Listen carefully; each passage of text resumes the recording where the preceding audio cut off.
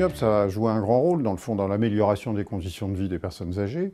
Premièrement, en se battant pour la reconnaissance d'un minimum social.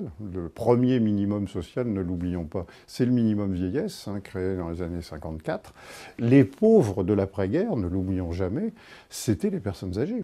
Donc, de fait, l'UNIOPS s'est battue pour qu'on sorte de l'assistance et pour que ces personnes âgées accèdent à des conditions de vie dignes et également, surtout, à tout accompagner le mouvement des services d'aide à domicile qui, au départ, c'était des bénévoles qui allaient donner des coups de main aux personnes âgées dans leur vie quotidienne, qui ensuite se sont professionnalisés. Les premiers services d'aide à domicile se sont constitués avec le soutien et l'assistance du réseau UNIOPS-URIOPS, on va dire, globalement.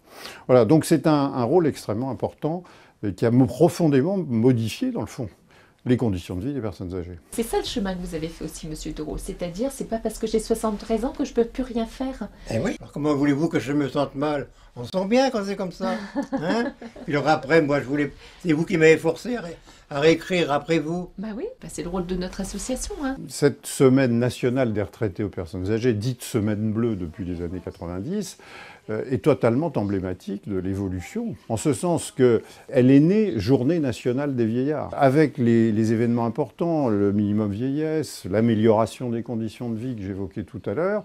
De fait, la Journée nationale des vieillards s'est muée en une semaine d'animation autour non seulement peut-être des problèmes que continuent à rencontrer les personnes âgées, parce que tout n'est pas réglé, loin s'en faut, et par contre a permis aussi à cette semaine, ces manifestations qui sont organisées dans le courant de cette semaine, de sensibiliser aussi à la contribution que les personnes âgées pouvaient continuer à apporter à la vie sociale. L'importance de l'UNIOPS, c'est qu'au fond, c'est le seul endroit où peuvent se retrouver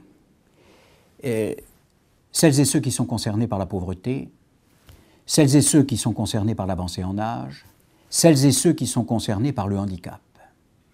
Et au fond, la contribution de l'UNIOPS, elle est essentielle en ce qu'elle peut suggérer des éléments communs à l'ensemble de ces politiques. Ce qui est essentiel, c'est la question du regard que la société porte sur ces femmes et ces hommes, jeunes et moins jeunes, qui sont confrontés à des déficiences qui rendent difficiles certains actes de la vie ordinaire.